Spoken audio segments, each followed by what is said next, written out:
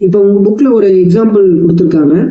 So இந்த ப்ராப்ளத்துல பாத்தீங்க அப்படின்னா ஒரு ஏரியா எக்ஸ்பான்ஷன் கொடுத்துருக்காங்க. Delta A by A dividing by delta T. ஒரு ரெக்டாங்குலர் ஷீட் கொடுத்துருக்காங்க, ரெக்டாங்குலர் ஷீட் கொடுத்துருக்காங்க. அந்த ரெக்டாங்குலர் ஷீட்ல பாத்தீங்க அப்படின்னா ரெக்டாங்குலர் ஷீட், அந்த ரெக்டாங்குலர் ஷீட்ல என்ன ஆகுது அப்படின்னு பார்த்தோன்னா எக்ஸ்பான்ஷன் நடக்குது. இந்த இடத்துல பாத்தீங்கன்னா எக்ஸ்பான்ஷன் நடக்குது. ஸோ அப்படி எக்ஸ்பான்ஷன் நடக்கும்போது இந்த ஏரியா ஆஃப் எக்ஸ்பான்ஷன் பாத்தீங்கன்னா twice it's linear expansivity alpha L அப்படின்னு சொல்றாங்க. அதை வந்து ப்ரூஃப் பண்ண சொல்றாங்க. என்ன எதை ப்ரூஃப் பண்ண சொல்றாங்க? Delta A by A whole dividing by delta T. இது பாத்தீங்கன்னா ட்வைஸ் தி லீனியர் எக்ஸ்பான்சிவிட்டி அப்படின்னு சொல்றாங்க. இதை வந்து நம்ம ப்ரூஃப் பண்ணணும். So we want to proof this statement. ஸோ இப்போ நமக்கு வந்து ஒரு ரெக்டாங்குலர் ஷீட் வந்து இந்த மாதிரி கொடுத்துட்டாங்க. இந்த ரெக்டாங்குலர் ஷீட்ல பாத்தீங்கன்னா நமக்கு வந்து லென்த் அப்படின்னு எடுத்துக்கிட்டீங்கன்னா ஏ அப்படின்னு எடுத்துக்கிறேன். இதோட பிரெத் பாத்தீங்க அப்படின்னா பி அப்படின்னு எடுத்துக்கிறேன். இதோட பிரெத் பாத்தீங்கன்னா பி. ஹேட்ச் பண்ணாம இருக்கிறது தான் நமக்கு வந்து ஒரிஜினல் ரெக்டாங்குலர் ஷீட். புரியுதா? ஸோ இதுல இருந்து என்ன ஆகுது அப்படின்னு பார்த்தோன்னா ஒரு எக்ஸ்பான்ஷன் நடக்குது. லென்த் வைஸும் எக்ஸ்பான்ஷன் நடக்குது, அதே மாதிரி பிரெத் வைஸும் எக்ஸ்பான்ஷன் நடக்குது. ஸோ இப்போ நமக்கு இந்த ரெட் கலர் ஹேட்ச் பண்ணிக்கலையே அதோட லென்த் பாத்தீங்க அப்படின்னா என்ன வரும்? லென்த் வந்து ஏ. அதே மாதிரி பிரெத் வந்து என்ன ஆயிடுச்சு அப்படின்னு பார்த்தோன்னா டெல்டா பி வந்து இன்க்ரீஸ் ஆயிடுச்சு, டெல்டா பி சேஞ்ச் ஆயிடுச்சு. ஸோ பிக்கு பதிலாக டெல்டா பி. இதோட ஏரியா என்ன வரும்? ஸோ நான் ஹேட்ச் பண்ணாத ஏரியாவை பார்த்தோன்னா A1 அப்படின்னு எடுத்துக்கிறேன். ஸோ இப்போ இந்த ரெக்டாங்கிளோட ஹேட்ச் பண்ணாத ஏரியா எவ்வளவு அப்படின்னு பார்த்தோன்னா A இன்ட்டு பி. இப்போ ரெட் கலர் ஹேட்ச் பண்ணிக்கலையே அதோட ஏரியா வந்து நான் A1 அப்படின்னு எடுத்துக்கிறேன்.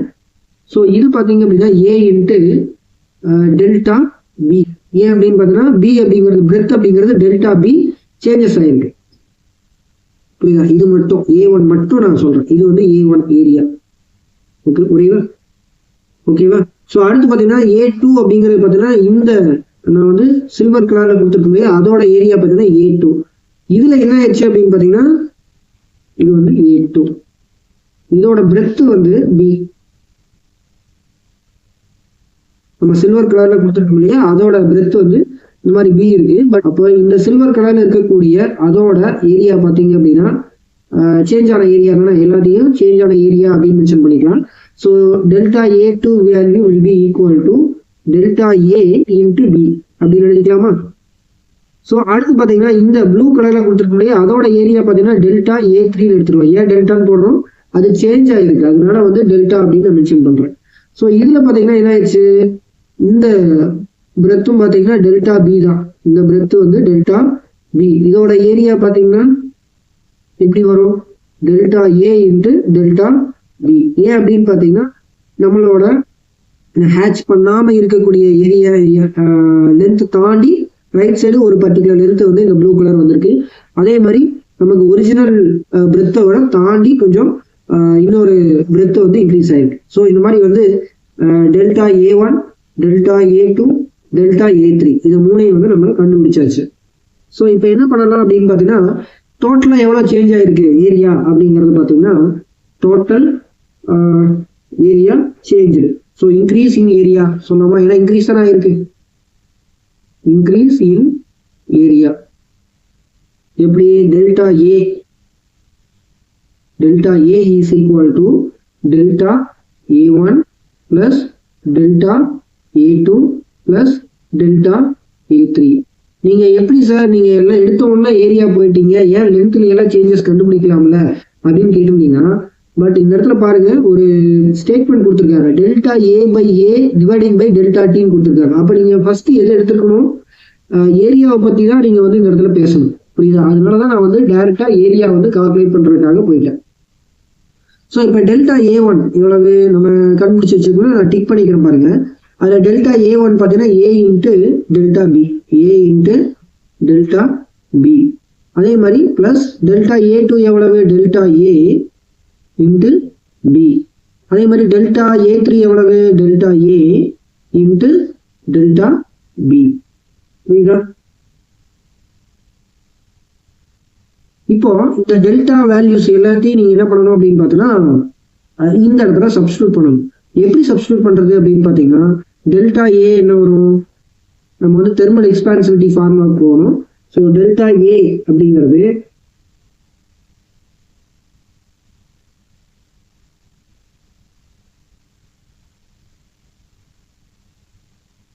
okay, delta A dividing by A is equal to delta A by A, which is equal to alpha A into delta T வருமா. அதே மாதிரி delta B by B is equal to alpha B delta T. So இதுல இருந்து delta B இருக்கு இல்லையா, delta B நம்மளால calculate பண்ண முடியும். பி இன்ட்டு ஆல்ஃபா, ஆக்சுவலா எல்லாத்துக்குமே தெர்மல் எக்ஸ்பான்சிவிட்டி அப்படிங்கிறது எல்லாத்துக்குமே பார்த்தீங்கன்னா காமன் வேல்யூ தான். அதனால alpha A alpha B value வந்து காமன் தான். So B into alpha into delta T அப்படின்னு எழுத முடியுமா. அதே மாதிரி டெல்டா ஏக்கு என்ன எழுதலாம், A into alpha into delta டின்னு எழுதலாமா. ஸோ இந்த இடத்துல டெல்டா பி அண்ட் டெல்டா ஏவோட இந்த ரெண்டு ஃபார்முலாவையும் இங்கே எழுதிக்கலாம். இதான் டெல்டா ஏக்கு பதிலாகவும் டெல்டா பிக்கு பதிலாகவும் நம்ம எழுத முடியும். So delta A is equal to A இல்லையா, ஏ அப்படிங்கிறது அது அப்படியே நம்ம எடுத்துக்க வேண்டியதான். டெல்டா பிக்கு பதிலாக B into alpha into delta T plus delta ஏக்கு பதிலாக A into alpha into delta T into B இருக்கா, இன்ட்டு பி ஒன்று இருக்கு. ஸோ அது வந்து அப்படியே பின்னு அப்படின்னு எடுத்துக்கலாம். பிளஸ் டெல்டா ஏக்கு பதிலாக A into alpha into delta T into B into alpha into delta T. புரியுதா.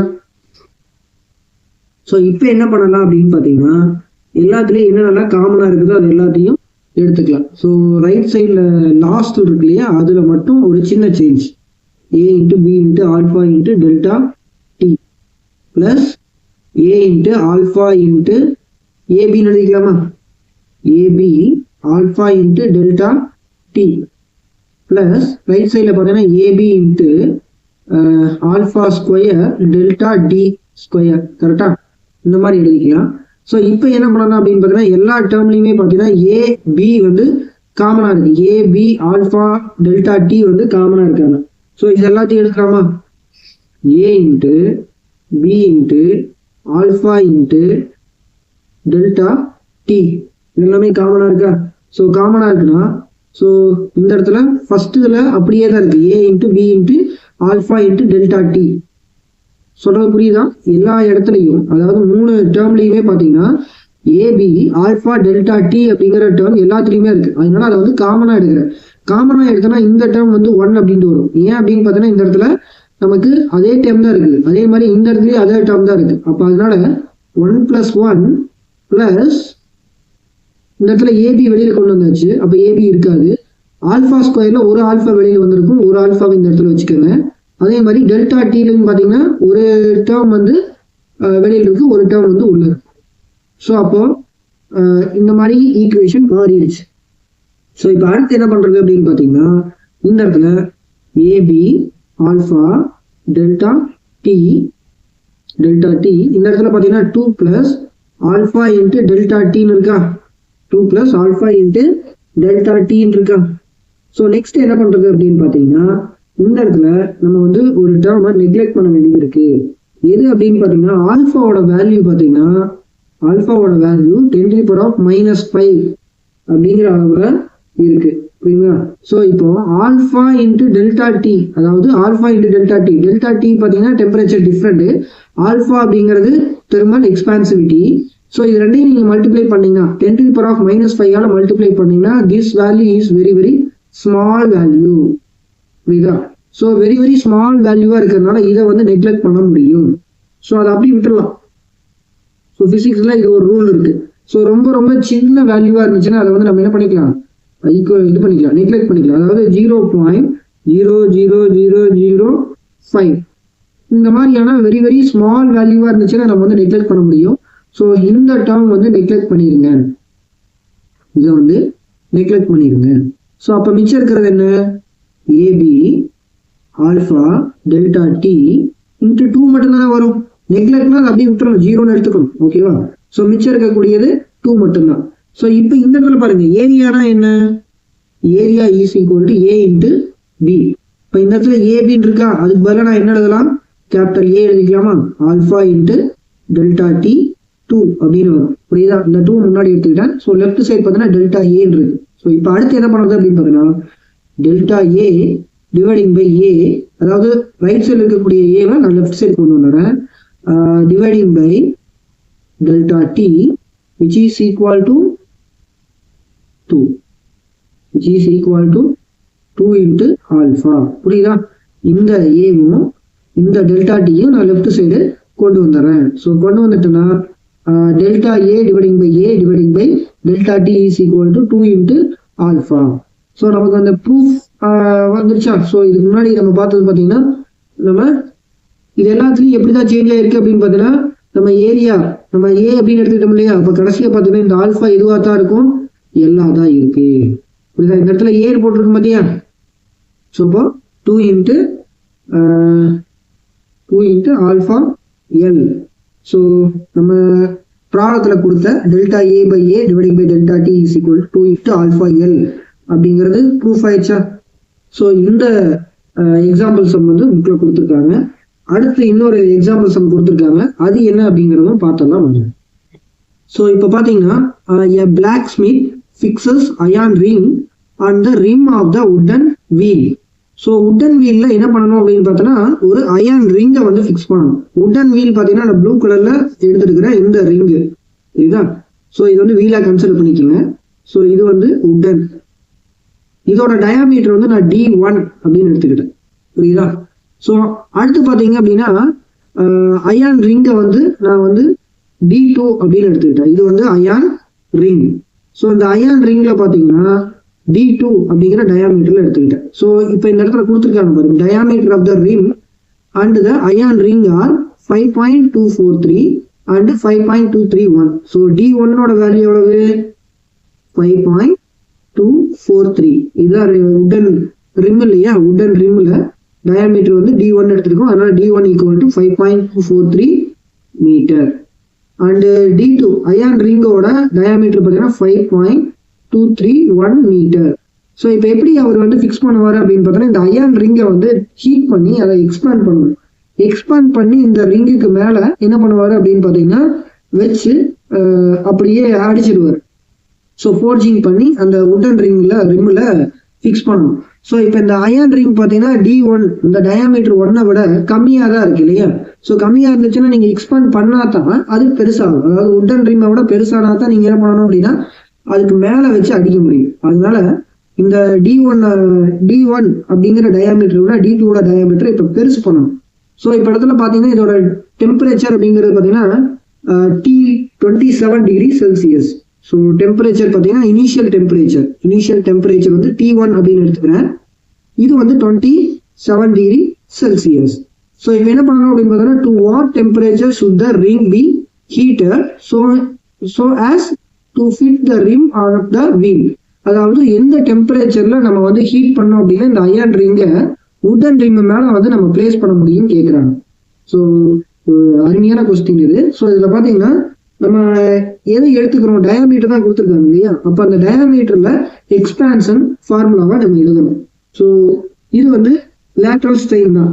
டயாமீட்டர்ல சேஞ்ச் நடந்துச்சு அப்படின்னா அது வந்து லேட்ரல் ஸ்ட்ரெயின். அப்போ பார்த்தீங்கன்னா delta T dividing by T is equal to alpha of steel தானே கொடுத்துருக்காங்க, அயான் கொடுத்துருக்காங்க இல்லையா? Okay, iron into delta D.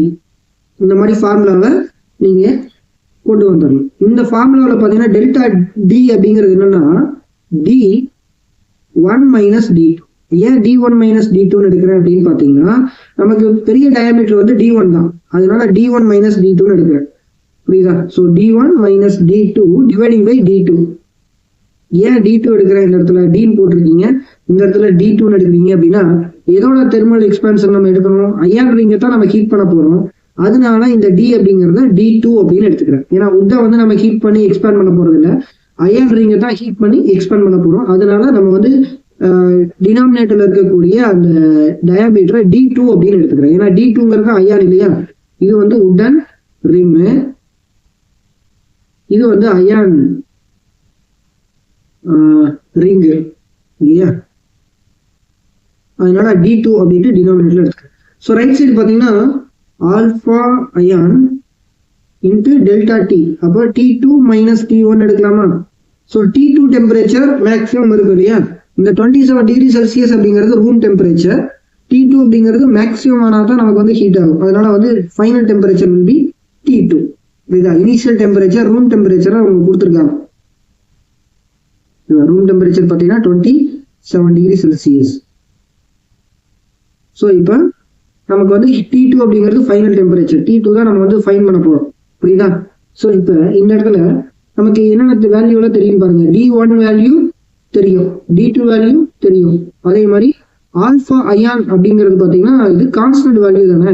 So thermal expansion of iron, alpha iron value பார்த்தீங்கன்னா இது வந்து இதில் கொடுக்கல, இந்த ப்ராப்ளத்தில் கொடுக்கல, நீங்கள் வந்து தனியாக எடுத்து எழுதிக்கணும். ஸோ 1.2 × 10⁻⁻5, புரியுதா?